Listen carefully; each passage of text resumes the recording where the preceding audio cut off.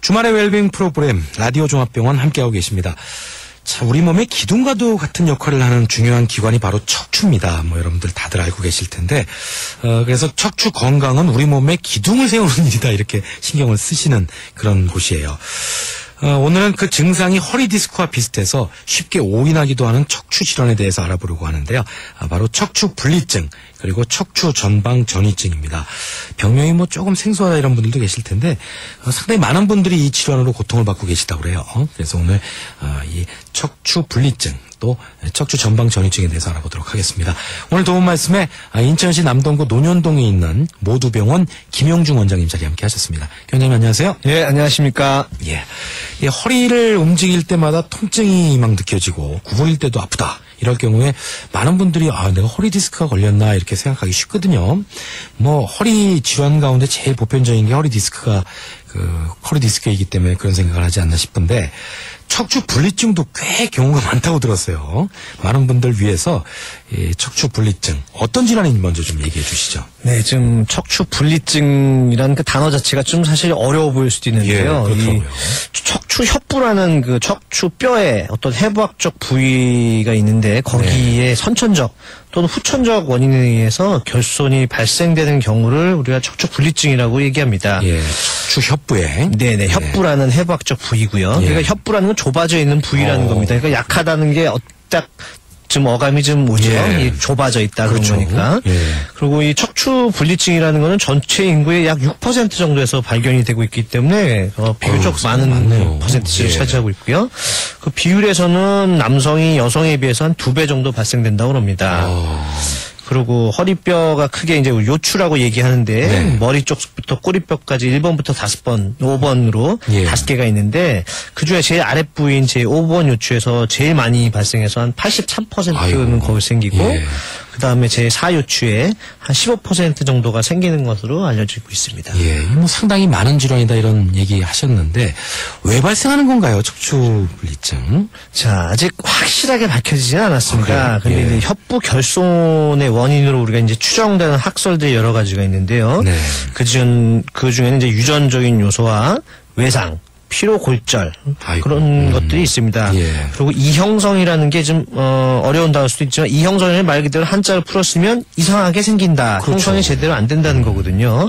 거기에서 허리를 뒤로 젖히는 행동을 신전이라고 표현을 하는데, 네. 그 신전 시에 스트레스가 가해지는 것이 원인으로 추정이 됩니다. 그래서 주로 어렸을 때 허리가 아주 과신전된 상태에서 반복적인 미세 외상이 그 척추 협부라는 부에 과부하를 주게 되면 이게 시간이 지나면서 피로골절, 그러니까 누적된 아이고. 골절이 예. 생긴다는 거거든요. 그래서 예.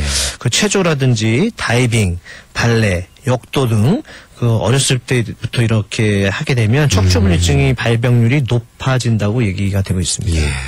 참 이 척추 분리증 환자들이 의외로 많은데, 자신이 척추 분리증이면서도 이 사실을 모르는 환자들이 많다고 그래요. 그래서 어떤 증상이 있는지 좀 알려주시면은, 혹시 그 증상에 해당되는 분들은 내가 이 척추 분리증 아닌가 좀 의심해 볼 만한 하겠죠. 어떤 네. 증세가 있습니까? 이 척추 분리증은 아주 딱 특이한 증상은 없습니다. 근데 제일 호소를 많이 하는 것이 주 허리 통증, 요통이고요. 네.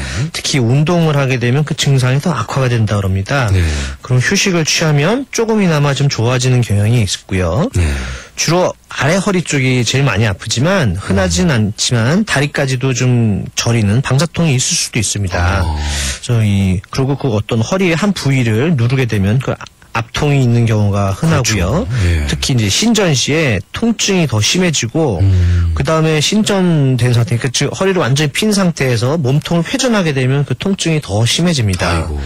그래서 햄스트링이 이제 슬근이라고도 하고, 우리 네네. 쉽게 얘기하면 넓적다리 넓적다리. 뒤에 쭉 있는 예. 근육인데요. 거기에 이제 긴장, 그러니까 단단해지는 그런 느낌이 있고, 정상적인 허리 움직임, 또 그 유연성이 좀 떨어져가지고 허리를 이제 앞으로 구부리게 되는 그런 동작을 하는, 땅을 짚는 동작이 잘 안 될 수가 있다고 합니다. 예. 근데 한편으로는 이제 이 체조라든지 발레를 하신 분들 워낙 유연성이 좋기 때문에 이게 네. 잘 우리가 발견 못하는 경우가 좀 있죠. 그렇군요.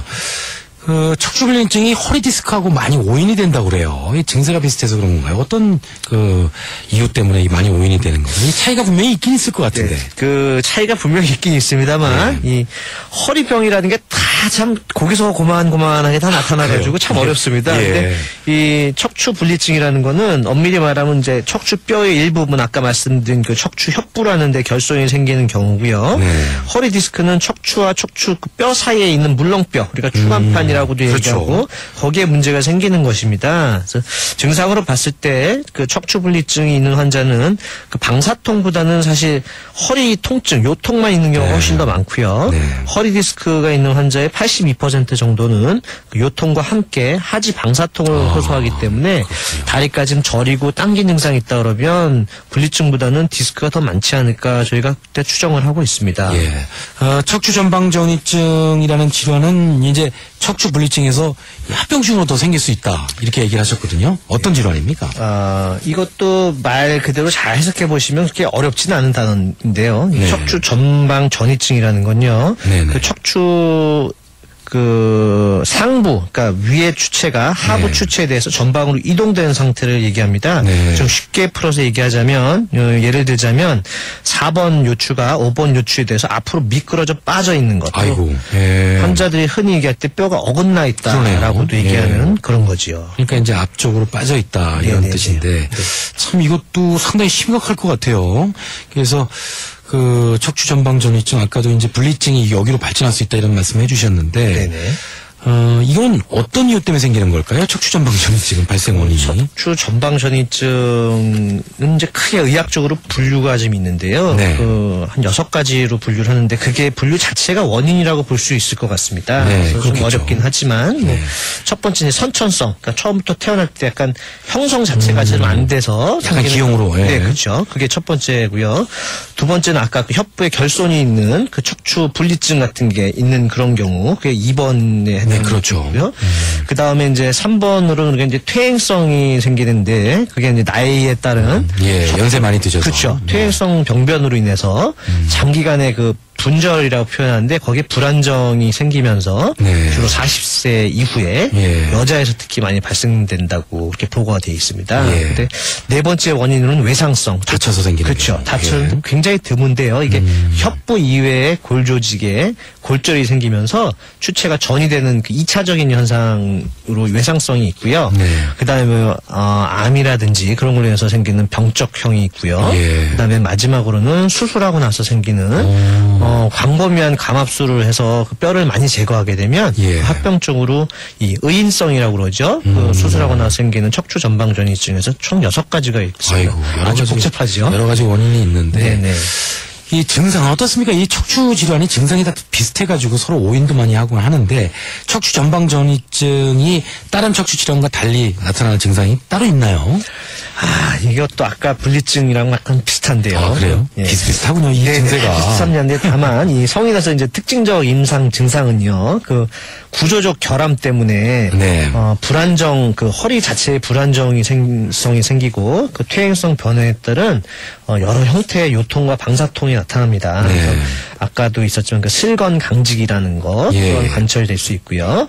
요통 및 그 방사통은 주로 그 신전 시에 네. 악화되고 불복 시에 좀 완화되는 완화되는. 양상이고요. 이것도 허리 디스크에서 주증상은 이 요통 및 그 방사통으로 나타나기 때문에 방사선 촬영이라든지 MRI를 해보기 전까지는 정확하게 구분하기가 좀 어렵습니다. 예. 그리고 근데 다만 이제 다른 척추 질환과 달리 꼭 집을 수 있는 증상은 없겠지만 이렇게 허리 부분을 만져보게 되면 전방 전이증이 굉장히 심하신 분들은 예. 그 뼈가 계단처럼 층이 져가지고 푹 튀어나온 것처럼 만져지는 경우가 있습니다. 예. 많은 분들이 허리 질환은, 아유, 나 이거 수술해야 되는 거 아니야? 해서 겁을 많이 먹거든요. 그래서 보통 병원 안 가고 그냥 파스 붙이고 이렇게 참는 분들이 많다고 하는데 이거 문제거든요. 네, 그래서 네, 맞습니다. 요즘 비수술적 치료, 이 신경 성형술이라는 건데 이게 수술 안 하고도 아주 증세를 많이 호전시키고 그럴 수 있다고 해서 얘기를 들었는데 여기에 대해서 좀 소개해 주시죠. 네, 이 신경 성형순이라는 건요, 그 꼬리뼈 부분에 네. 그 청골 연공이라는 아주 겉에서 만져지지 않지만 이렇게 손으로 잘 만지면 이렇게 푹 들어가는 부위가 있습니다. 네네네. 그쪽 부위에 척추 신경관으로 네. 직접 약 지름 한 2mm 길이는 약 50cm 정도 되는 특수한 아이고. 카테터를 삽입하여서 시술하는 거고요. 네네. 그 부분만 들어가는 입구 부위만 국소 마취 후에 방사선 영상 증폭 장치라는 게 있는데 네. 그거와 조영제를 같이 이용해서 그 문제가 되는 신경이 눌려 있는 그쪽 부위를 그 조직을 박리하고 그 부위에 약물을 주입해줘서 거기에 이제 생긴 염증과 부종을 예. 감소시켜서 통증을 완화시키는 시술이라고 할 수 있죠. 예. 좀 뭐 어렵죠. 그 쉽게 얘기해서 뭐 절개나 이런 것들이 많이 안 들어가고 최소 절개만 하니까 상당히 좋겠군요. 그렇죠. 예. 그 보통 우리가 수술에 대해서 사실 거부감도 많고 그렇죠. 겁나는 것도 많고 마취를 해야 되는 단점이 있는 반면에 요거는 전신 마취라든지 그런 게 필요치 않고 네. 국소한 마취에 아주 간단하게 끝날 수 있는 그런 장점들이 있기 때문에 요즘 많이 하고들 있습니다. 네. 뭐 이게 증상이 심한 경우에는 어차피 수술을 해야 될 것 같은데 수술법도 요즘 상당히 다양하다고 그래요. 어떤 수술법들이 있습니까? 이 적극적인 보존 치료에도 그 통증이 지속이 되고요. 일상생활에 지장이 있는 경우에는 어쩔 수 없이 이제 수술을 고려를 해야 됩니다. 네. 이 수술은 그 신경 자체가 좀 좁아져 있는 경우이기 때문에 네. 그 척추관 협착을 감압을 하고요. 그다음에 불안정한 그 부분에 대해서 고정을 해야 됩니다. 예. 그래서 대부분의 성인에서 이 전방 전이증은 불안정성을 동반하기 때문에 네. 그 후방을 감압을 하고 난 다음에 유압술이 요구가 됩니다. 예. 그래서 유압술이라는 건 굳혀준다는 건데요. 그렇죠. 예. 그 유압술을 시행할 때는 그 척추경 나사못이라고 뭐 어르신들은 핀을 박는다라고 표현을 그렇죠. 하는데 예, 얘기 들어봤습니다. 예, 그런 거로 해서 척추 기기를 고정을 같이 시행하게 되겠습니다. 예.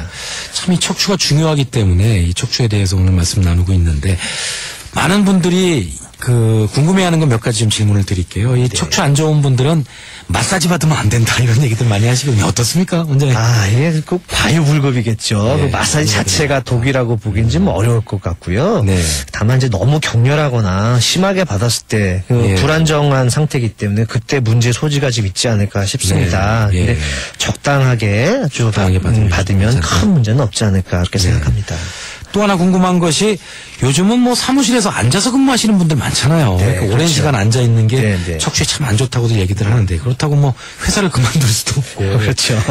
이게 어느 정도 앉아 있는 것이 안 좋을까요? 그 기준 같은 게 있나요? 딱히 이렇게 정답은 없습니다. 근데 이제 예. 통상적으로 저희가 이제 환자분들 교육을 할 때, 네. 50분 정도 앉아 있으면 약 10분 정도 일어나서 스트레칭도 좀 하고 그런 것이 좋지 좋다. 않겠나 네. 그렇게 설명을 드리고요. 예. 부득이 오래 앉아 있을 때는 꾸준한 자세보다는 등받이 의자를 사용하는 것이 좋고요. 그리고 그 팔걸이에다 팔을 받치거나 네. 무릎 위에다 팔을 올려놓고 약간 좀 팔에 힘을 줘서 허리로 가는 압력을 좀 낮춰주는 것이 좋은 자세라고 보고가 되고 있습니다.